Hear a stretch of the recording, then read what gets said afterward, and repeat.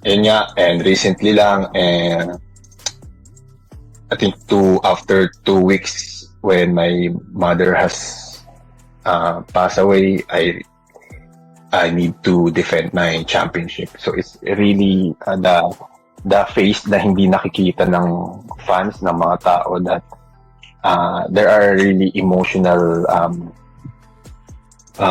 factor as a pro wrestling, and not mention the pressure of being champion. Although I expected it to na mabigat yung responsibilidad of becoming a champion, wala, parang ano na yun, parang the universe is not aligning right now kasi to be honest, I faced a lot of mental challenges during my reign as a champion. So yun nga din.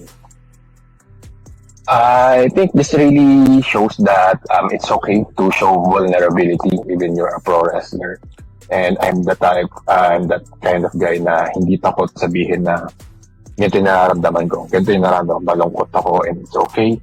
And I would like to let them know na I'm just a champion inside the ring, but also I'm a champion outside of ring. That there might be people na will